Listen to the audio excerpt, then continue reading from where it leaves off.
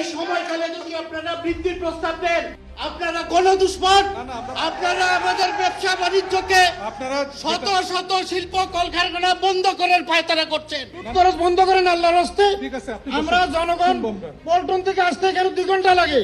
এটা দেশের, আপনারা তো দায়িত্বে আছেন, আগে এগুলি পরিবেশ ঠিক করেন, তারপরে দাম বাড়ান। আমি জনগণের একটা উদাহরণ দিই। আমরা প্রথম যেদিন এখানে এসেছিলাম, আমরা জানি, মানে একজন রাজনৈতিক কর্মী হিসেবে কথা বলছি, যে যখন প্রস্তাব উত্থাপিত হবে অন্তত পক্ষে 2টা জিনিস জানতে চাই আমরা, যে দাম আপনারা যে সমন্বয় বলেন, বৃদ্ধি বলেন না, এইটার জনগণের মধ্যে তার প্রতিক্রিয়া কি হবে এবং অর্থনীতিতে তার প্রতিক্রিয়া কি হবে। আজকেও আপনারা দেখছেন এইটার কোনো খবর খুঁজে পাবেন না। আমরা প্রতিবারই এই কথাটা বলতাম, কারণ ওইটা বলতে গেলেই তো অন্য জিনিস হয়ে যায়, সেটা কিন্তু খুঁজে পাওয়া যাবে না। আমরা আশা করেছিলাম এইবার তো একটা কি বলবো, ভয় মুক্ত গণতান্ত্রিক পরিবেশ, স্বৈরাচার মুক্ত পরিবেশে আছি, তাই নতুন যারা এসেছেন তারা এই দায়িত্ব পালন করবেন না, সেটা দেখতে পেলাম না।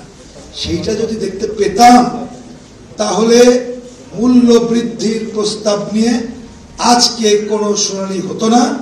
শুনানি হতো বিগত দিনে এই গ্যাস ক্ষেত্রে যে লুটপাট হয়েছে, সেই লুটপাটের তথ্য উদ্ঘাটন করে কিভাবে মূল্য সমন্বয় অর্থাৎ দাম কমিয়ে জনগণকে স্বস্তি দেওয়া যায়।